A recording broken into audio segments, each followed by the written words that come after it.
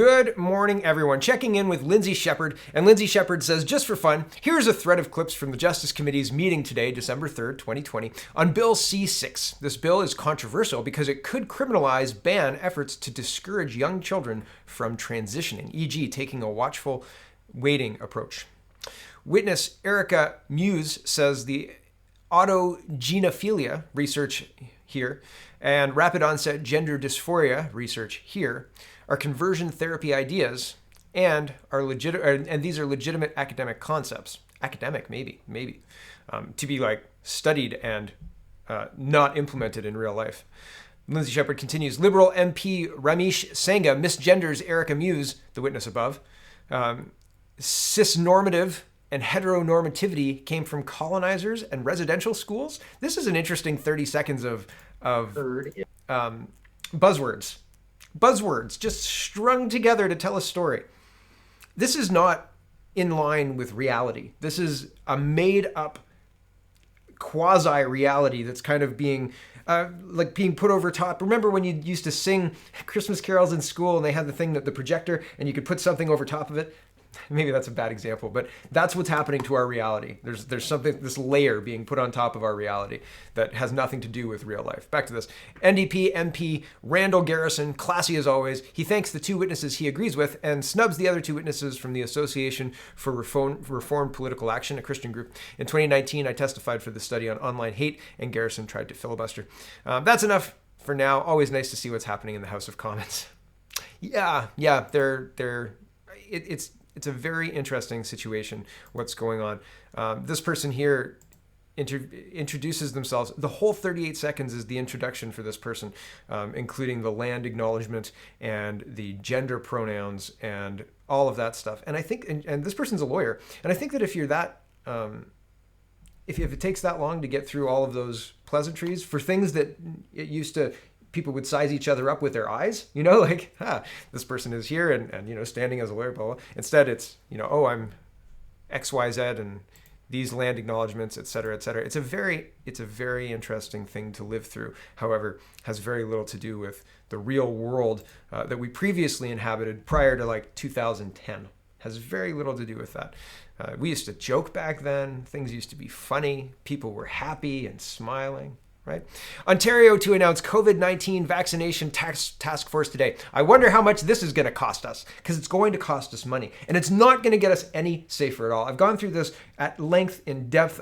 Yesterday I was talking about the Justice Committee or the Justice organization, some justice organization. I had the link yesterday, talking about how there's no excess deaths in Canada. The morbidity in Canada is pretty much bang on what it has been the last 10 years. So where is this thing? What is this safety that you're selling us, right? You are giving a bunch of money to a whole bunch of people who want to lock us down, who want to remove our rights. And even when the vaccine is available, you're not going to be available to go back to normal life unless you've been vaccinated and can prove it. So now we're getting into the realm of this vaccine will be mandatory, and mandatory by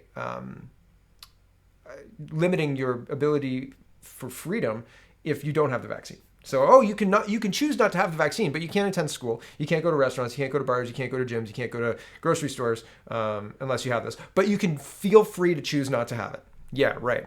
Here's Lucas Meyer, and he says COVID-19 vaccine will be mandatory in Ontario, but like others, required for access like hospitals, LTC, school, attendance. Yeah, I don't think so.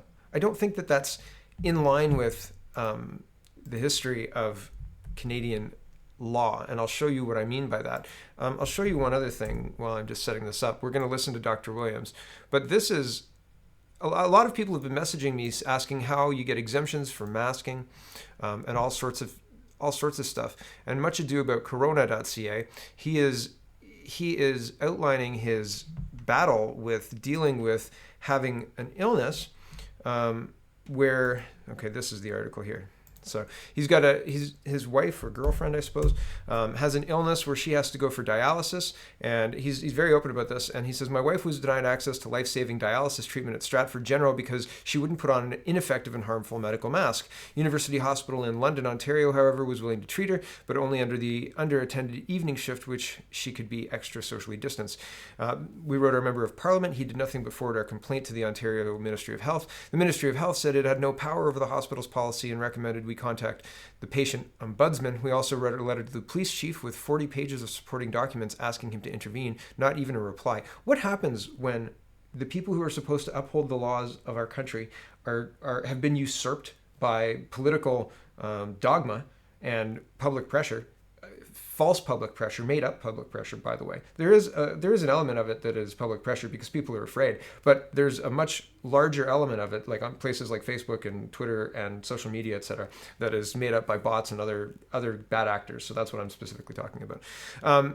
So to have your rights neutered in front of you, and seemingly the country that you thought you lived in turned on its head, because that is, like, make no mistake, that's what's happening here. That's what's happening here. Our laws, our rights mean nothing. It didn't used to be. If you didn't comply with the Ontario Human Rights Code, you would have a visitor saying you need to comply or you're not going to be able to do business. We're not going to be able to grant you licenses and blah, blah, blah, blah, all sorts of stuff, right? Like, you'd have lots of problems, right? But Costco can ignore that with impunity because they're trying to serve the public health. So trampling all over other people's rights is perfectly fine. And hospitals are supposed to be places where you go to improve your health. And now we're in a situation where hospitals are refusing service if you are unwilling to or unable to wear a mask. Very, very, very scary. And so the police who you ask for help and the lawyers and all of that whole system, judges, everybody has been usurped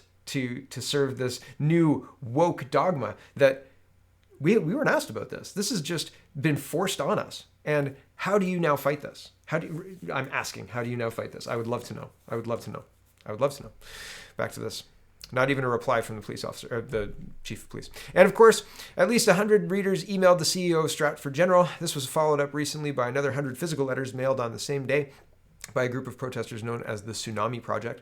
Nothing changed, and with snow hitting the ground, University Hospital being over 60 minutes away, and the treatments lasting until 9 p.m., Nicole had to return to harmful 3M masking at the local hospital. But we haven't surrendered. Long battles make you stronger, smarter, and more resilient, and they also present new opportunities. For example, Rebel News has launched fightthefines.ca, where they are offering free legal advice for ordinary Canadians who are being fined extraordinary amounts during a pandemic for no good reason. This includes defense against refusal to mask. I've submitted an application, says he. As Gandhi said, it may not be in your power, may not be in your time that there'll be any fruit, but that doesn't mean that you stop doing the right thing. You may never know what results come from your actions, but if you do nothing, there will be no result. So the show continues, everyone. Here's Dr. Williams, and he says what may be mandatory is proof of vaccination in order to have latitude and freedom to move around without wearing personal protective equipment. Chief Medical Officer, Dr. Williams. Yes, here it is. We're going to listen to a minute 25 of this.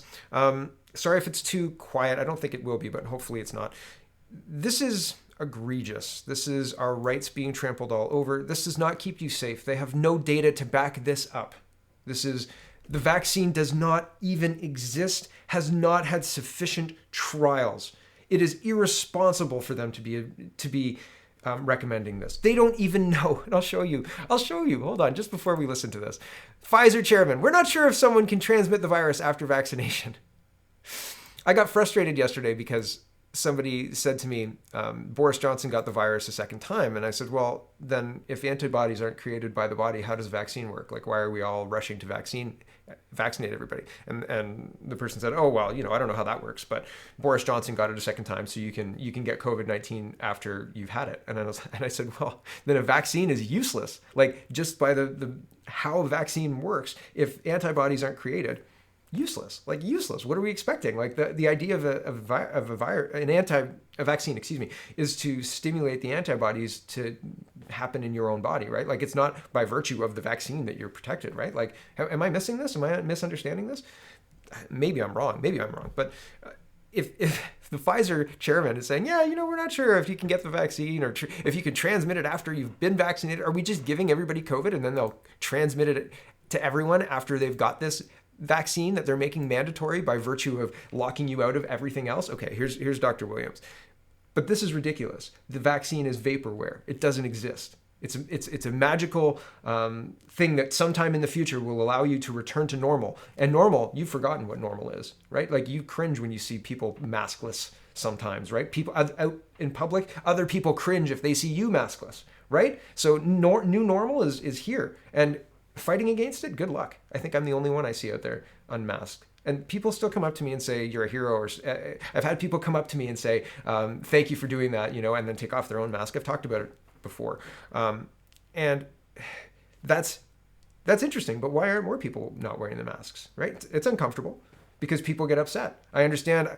Somebody was saying I wear the masks because the small businesses aren't to blame for what they have to do. Yeah, but that's the soft tyranny of it. Right? Like that's the soft tyranny. The boss tells the employee, you have to wear a mask and you have to tell other people to wear a mask. There is an exemption. There is an exemption and you should access it, right? And you should tell people there's an exemption. And maybe it's uncomfortable for the first 20 seconds, right? And I know that. I'm driving up to a store. I don't know if they're going to call the cops on me, right? I got to take my chances because jeepers creepers, right? That's what we've got left.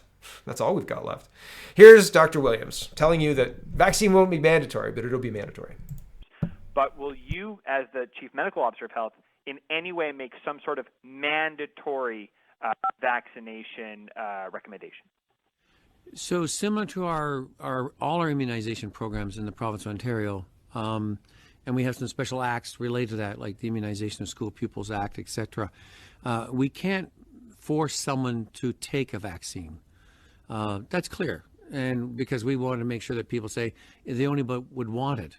And we want to make sure we have all the information they need, as well as all the safety information, etc. What we can do is to say sometimes for access or ease in getting into certain settings, if you don't have vaccination, then you're not allowed into that setting without other protection and promote materials. So what may be mandatory is proof of immunization or vaccination with a proper product in order to have latitude and freedom to move around in certain, like to access into long-term care facilities or the hospital, different things, without wearing other types of form of personal protective equipment, etc. Same as with school attendance. It may be much like our other vaccines. We haven't gone there yet, but we would make it mandatory for access in, and sometimes being excluded if there's a risk or a hazard going on. So it's more of facility of movement and around that, not that someone is going to be forced to take it against their will. Oh, yeah, we're not going to force to take it against your will. You just won't be allowed in banks or grocery stores or schools or anything like that without PPE, etc. And here's a response to that clip. I wonder if Dr. Williams knows that vaccines are not required for school in Canada, and the circled area. It says, unlike some countries, immunization is not mandatory in Canada. It cannot be made mandatory because of the Canadian Constitution. Only 3 provinces have legislation or regulations under the Health Protection Act to require proof of immunization for school entrance. Ontario and New Brunswick require proof for diphtheria, tetanus, polio, measles, mumps, and rubella immunization. In Manitoba, only measles vaccination is covered. It must be emphasized that in these 3 provinces, exceptions are permitted for medical or religious and reasons of conscience. Legislators and regulators must not be interpreted to imply compulsory immunization. Even with mandatory immunization in Ontario, these people are not removed from society, right? If you don't have your MMR vaccine, you don't wear a big MMR on your coat, right? Like a scarlet letter. You don't do that, right? Like you don't have a medical alert bracelet. You don't have a necklace around your neck or anything like that. There's nothing that will indicate your status publicly because that's illegal in Canada. Having the Chief Public Health Officer of Ontario musing about how, just like schools, he clearly doesn't understand how it works. If he does understand how it works, he's choosing to ignore it. And musing about how we'll just limit access to people who haven't been vaccinated. This is the tyranny that we're like zombies marching towards, right? Everyone is just taking this like this is completely normal. It is completely abnormal. These people are ignoring cures, ignoring hydroxychloroquine, which reduced the death rate by 84%, says the latest study that I saw in the Washington Examiner. You can check that out. I don't have the link. But they're ignoring the fact that Trump got COVID-19 and said afterwards that, well, I mean, the experts say that now I'm immune, right? Because usually, right, that's how it works. They're ignoring so many, the harm of lockdowns, we're going to get into that. They're ignoring so much. The way laws typically work in Ontario and Canada, right? Like, this is just incredible. They're ignoring this. The fact that the Phizer chairman says, we're not sure if someone can transmit the virus after the vaccination. So what's the point, right? If you can still transmit the virus after the vaccination, everybody's transmitting the virus still. And everybody's been saying too, I think Justin Trudeau put a tweet out yesterday about it because but I just can't be bothered. I can't care right now about Justin Trudeau and his tweets. But he put out a tweet saying, even after the vaccines rolled out, it's not back to business as usual. So yeah, get used to masks and social distancing and all this BS, which is not born in science, has absolutely zero science backing it up as far as I've been able to suss out. And I've been looking. Masks don't work. Lockdowns don't work. Right? We're going to look at this in a minute. But first, Catherine McKenna is using Derek Sloan's sponsoring of the petition calling the COVID-19 vaccine human experimentation. I don't know how it's not human experimentation, because this vaccine hasn't been experimented on animals. It hasn't been experimented on the usual round of experiments that are done on a vaccine that is having a big, massive rollout. They haven't done those tests. They haven't done that. They haven't done the 3 trials that are separated by a certain amount of years. They're doing them simultaneously, right? Like, that's not the same thing. It doesn't make it safe. It doesn't make it safe. And they could pretend that it's safe. But Derek Sloan said, I don't necessarily agree with all of the things that I bring up to for the petition, but the House of Commons petition is a vehicle for constituents to be heard, and my job is to help that. So I'll sponsor petitions that I don't necessarily agree with. So Catherine McKenna says, political fail. And Aaron O'Toole, are you going to call this out? #vaccines work. Vaccines work? Here's an article, Catherine McKenna, that says vaccines may not work. Really? But, if you just repeat your point over and over, if you say it louder in the House of Commons, eventually everybody just believes you, right? I think that was a quote from Mein Kampf. Right? Just take down your political enemies. Just keep repeating the same point over and over again. Make sure you have a charismatic leader. Bob's your uncle, right? Tyranny. There you go. This is just an incredible clip. I'm going to put up a little thing here, and I'm going to write down some notable quotes. We're going to listen to the full 2 minutes because this is incredible. So sorry if this isn't too loud, if this isn't loud enough, but I think it's okay. This is just, I don't know what to make of this. This is Brian Pallister. Andrew Lawton says, not sure what the best part of this is. Brian Pallister's martyr complex, his choking up as he says he's the leader everyone needs, or his calling people idiots in the same breath as saying we're all in this together. Here we go. I did not get into politics for the adulation. I got into politics to do the right thing, try to save my town, try to help people. I do what I believe is right. I do what I believe is necessary. This is who you need right now. I am that person. I will do what I believe is right. And right now we need to save lives. If you don't think that COVID's real, right now you're an idiot. You need to understand that we're all in this together. You cannot fail to understand this. Stay apart. So I'm the guy who has to tell you to stay apart at Christmas and in the holiday season you celebrate with your faith or without your faith, that you celebrate normally with friends and with family, that where you share memories and build memories. I'm that guy. And I'll say that because it will keep you safe. I'm the guy who's stealing Christmas to keep you safe, because you need to do this now. You need to do the right thing, because next year we'll have lots to celebrate, and we'll celebrate this year if we do the right thing this year. You don't need to like me. I hope in years to come you might respect me for having the guts to tell you the right thing. And here's the right thing. Stay safe. Protect each other, love each other, care for each other. You got so many ways to show that, but don't get together this Christmas. Thank you. Okay, there's a lot to unpack there. So yeah, he's the guy we need right now to tell us to cancel Christmas for your safety, you idiots. We're all in this together. Can't you see? You can't possibly get together and celebrate Christmas this year, but next year you can for reasons that I have yet to know or be able to articulate. I don't know if he's just badly following a script or what, but this is a very disjointed. This isn't a popular policy. Having essential items only on sale is just ridiculous. It has absolutely nothing to do with the virus. It has more to do with the nudging policies, the same thing Doug Ford is doing in Ontario to limit people's ability to go out by closing down small businesses, etc. It's really, really, it's the same thing that's happening across our country. It is a soft coup of tyranny. And they're doing it under the guise of COVID-19. But if you look at the numbers do not support any of the actions that are currently happening. It is very, very concerning. Very concerning. And how do you begin to fight this, right? Like, he's the premier, and he's the premier for a long time. I believe he just won a majority, right? So he's not going away, and he's the right guy. He's the right one you need. You'll thank him later. This hurts me more than it hurts you, buddy. You know, choose the belt or the wrench, man. Goodness. Anyway, here's Tony Heller, and Tony Heller likes data, and he likes to debunk junk science, and he's very good at that. And he says California has been wearing masks for 150 days, and the cases are skyrocketing, but the virus will magically change its behavior when senile Joe is in office. Oh, sleepy Joe. Haven't heard about him lately, eh?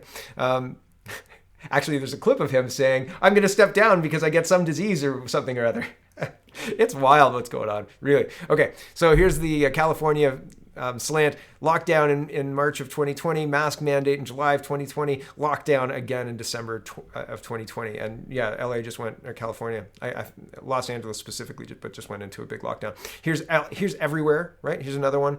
We've got the Australian COVID cases requiring masks. Masks have been required all through the summer. And look at the skyrocketing cases. Where have masks worked? Our color-coded system in Ontario, has anybody moved from a yellow or an orange to a green or a yellow? Like, has anybody moved from a high one to a low one? No, I haven't seen that yet. So it's very, very interesting. Do lockdowns work? Are lockdowns a good balanced approach to combating this disease? Do masks work? Are masks a good approach to combating this disease? It doesn't feel like anybody is actually looking at any of the data that we're getting and applying it to our policy. It just seems like they're following a script, and it doesn't matter what the numbers are. It really doesn't. Somebody somebody who wasn't me on Twitter said that today, who's Doug Ford going to lock down this weekend? My bet's on Guelph Wellington. I was like, yep, we're due. I said, if we're not locked down by last Friday, we'd be in red this Friday.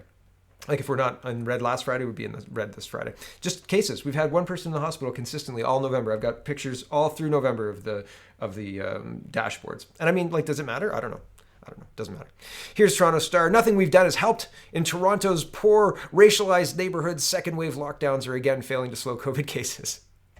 Lockdowns don't work. Doesn't matter which communities that they're in. The lockdowns don't work. And the having shut businesses and bankrupting our ability to make rent and make money for our families is not helping. Like, you're not helping people. Spending money to give handouts to people whose businesses you've closed for fear of a virus that has a 99+% survival rate is inappropriate. And telling us that you're helping us is lying, because you're not helping us. It's just ridiculous. Locking us down does not help us.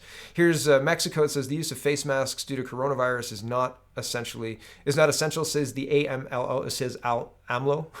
I don't know if that's AMLO or AMLO. Anyway, the president has said he is guided by the recommendations of the Mexican health authorities, who have advised him to follow other measures such as healthy distance. President Andres Obrador said that the use of masks is not an essential preventative measure in the face of coronavirus pandemic after the World Health Organization called on Mexican authorities to be an example in the use of masks. The reason that I'm sharing this is because I think that this is why Canada is still using masks and why it's not being questioned at all. There's a story today talking about how they're making the UNDRP the Canadian law, and that's a big story. It's one, again, I've covered it so many times. I know that Justin Trudeau is aligning Canada with UN law. Canada is aligning Canadian law with UN policy, right? To align us with their policy. That's what he's doing. So we are already a sub-state of the United Nations, controlled globally, not locally, right? And that's the reason that we're wearing masks, because the WHO wants us to be an example, right? Example to the rest of the world. Garbage. Anyway, so this is a news report talking about how Mexico is getting rid of that. Toronto school with 26 COVID-19 cases temporarily closing as 3 teachers refused to work. Now you'd think that there were people who were sick, but you'd be wrong. They were doing a program. Last week, 433 tests were completed as part of a pilot project from the Ontario government for voluntary COVID-19 testing of students and staff without symptoms in schools. They're testing asymptomatic people, okay? And why is that a bad idea? Well, here's an entire 43-minute news conference talking about how the title of it is Ontario discourages asymptomatic COVID-19 testing. That was from September 24th. So their own data says one thing, and then they roll out a pilot project that uncovers, oh my goodness, a bunch of positives threatening to close a school. But these people weren't sick. They had no symptoms, and they were being tested. How do they find? I'll read a bit more, and then I'll let you hear. Actually, no, I'll play this, and then I'll go back. Here's Dr. Yaffe, I'm not sure how you say her name, saying that if you test people in, like asymptomatic people in low COVID, in places where there's no COVID, you're going to get false positives up to 50% of the time, maybe more. And we cycle too high anyway. Here we go. You know, I think a lot of people think that testing is going to really solve the whole problem, and it isn't. It's one component of a response. If you test somebody today, you only know if they're infected today. And in fact, if you're testing in a population that doesn't have very much COVID, you'll get false positives almost half the time. That is, the person actually doesn't have COVID, they have something else, they may have nothing. They may have nothing. So we're testing in low COVID populations. We're getting potentially false positives. They may have nothing. And we're getting teachers who are saying the school's got to be closed. And yeah, so here's the article. In a letter to parents released by the Toronto District School Board Thursday evening, it said Toronto Public Health advised the school should be dismissed until at least December 9th, pending the outcome of an investigation and additional testing. Based on this advice, students and staff will not be permitted to enter the building at this time, the letter said. Our remaining classes that are not already at home will begin remote learning, and your child's teacher will be contacting you shortly to provide more information. The Toronto District School Board said earlier in the day that they were working with the Ministry of Labour and the teachers to address their concerns. This online learning thing, oh, don't worry, we'll just switch you to online learning, garbage. Parents aren't home. Monitoring online learning is not as simple as just like, oh, have fun at school, kid. Have a good one. And this plan should crash and burn. It is ridiculous. It is absolutely unbelievable. Like they're trying to do snow days at home now too. So like you have to log in at home in the event of a snow day. And the problem is, say you have kids who go to their grandparents. The grandparents have one computer. Good luck, right? 4 kids, say two sets of siblings going to grandparents for a snow day because the parents have to work. Good luck logging in. It's a snow day. These idiots are not thinking at all. They're thinking in one way, and again, it looks like by committee of people who don't have kids, right? Anyway, Assad Lone says the reasoning given for justifying lockdowns by public health officers and other people is based on the assumption that lockdowns drive down spread transmission of the virus by reducing people's mobility, which leads to less contact between people. This is the same rationale as well, by the way, being used to close small businesses, right? If you can go to just a big box store, that's a one-stop shop, so you don't have to stop at all those small businesses, right? That's the rationale. It's faulty and it's wrong, and it should not hold up in court to shut down a large amount of businesses, restaurants, nightclubs, and bars because they don't want people going out. For real. Back to this. Hence, according to this hypothesis, if a population moves around more during a pandemic, viral transmission should increase, leading to higher cases and infections. Does the data support this reasoning for lockdowns? Let's compare people's mobility to number of cases in Canada. This is the number of cases from January till September. The red dotted line shows when Canada went into lockdown. Data is from Public Health Canada. Okay, so you can see, oh, there we go, it's bigger. That's not great. Okay. So you can see that, right? Lockdown was in March 2020, and the cases continued to increase, and now we're, at the end of that. This is people's mobility in Canada from February to September. As you can clearly see, people's mobility dropped steeply after the lockdowns were introduced, however, started to rise very soon after. Data is from Google Mobility, right? So people have their phones on them and they move around. So you can see very clearly right after the lockdown, mobility was very low, but by July, it was pretty much back to, almost back to normal, right?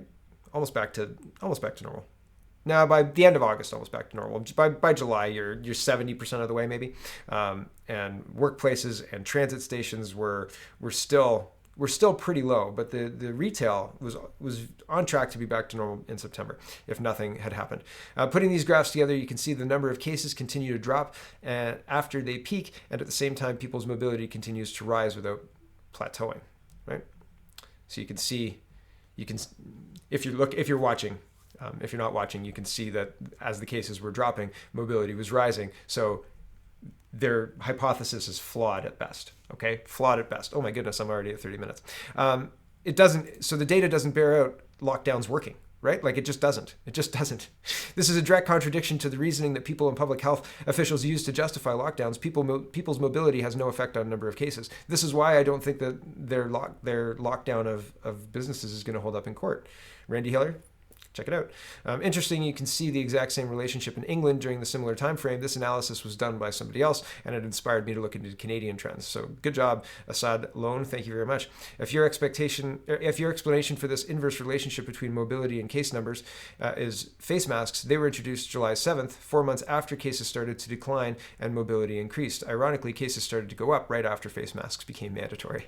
Social distancing during this time period was consistent, which then begs the question, what is the point of lockdown if there's no relationship between people's mobility and case numbers?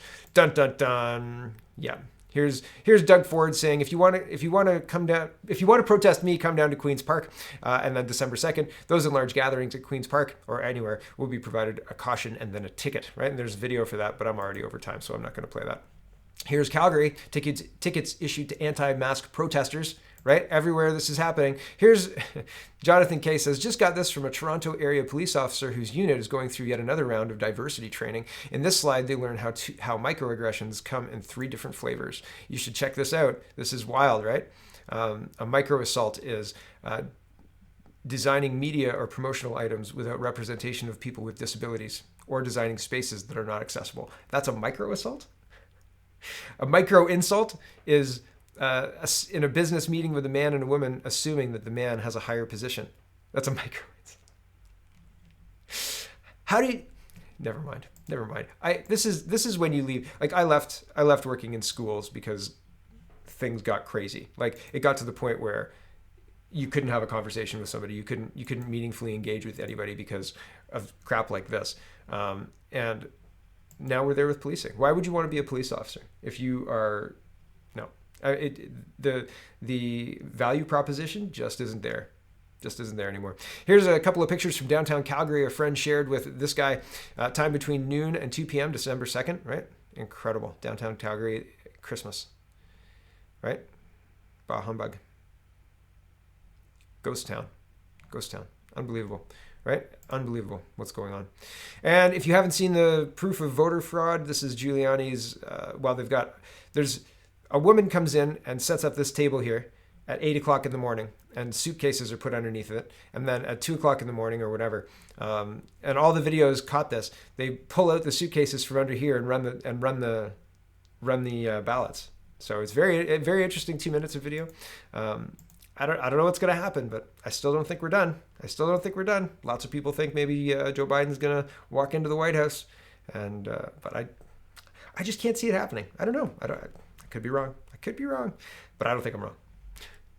That's enough out of me. Man, there's some just wild stuff happening, eh? Like this is we've gone past. I was talking before about like at some point the elastic breaks, and there are some things that it's still elasticy enough that society will go back to normal pretty much. But we're getting to the point now where police aren't working for people. Police aren't investigating, and rule of law is not really a thing. They're trying to make not being vaccinated illegal. They're trying to make microaggressions something that is more important than actual breaking the law. Like, when's the last time you saw riot police out for gangs and guns, right? But the barbecue, man, that is time for riot police, right? We're around the bend. We're in a different, fundamentally, we're in a different place than we were a decade ago, and it's not acceptable. It's not acceptable. Our leadership have done this without our consent.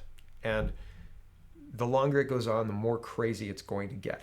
And the longer it goes on, the more entrenched the people who are believing the media lies, the people who are believing all of the stuff being put out, the people who think that testing asymptomatic people is somehow a good idea, despite the evidence to the contrary, the lots and lots of evidence to the contrary, right? They don't care. You can show them that black is black and white is white, and they will not believe you. And it doesn't matter because their TV box tells them, right? It's such a wild thing to live through. And the fact that there's even a question, the fact that there's a large portion of people, I'm talking about Trump and the presidential election, the fact that there's such a large amount of people who believe that Biden won that race is incredible. Like, don't believe your lying eyes, right? Don't believe your lying ears. Don't listen to the things they say. Only believe this small, narrow group of people. We're here to help you. We're here to keep you safe, right? The tears, right? The tears and the pleas. Oh, goodness me, right? I just want to help. I'm the right guy for this. I'm the right guy for this, even though you dislike me. I hope eventually you come to respect me. Yeah, well, I mean, there's no respect for ushering in a totalitarian communist takeover there, Mr. Pallister, right? There's no respect for that. There's no respect for destroying our culture. There's no respect for unilaterally destroying retailers across your province, especially when the numbers do not have any, they don't back your actions, not by a lot. Okay, that's enough out of me. Now that's enough out of me. Thanks for watching, everybody. Check out CanadaPoly.com. Check out CanadaReport.co. Check out SpeakingMoistly.co. And have a wonderful, wonderful day.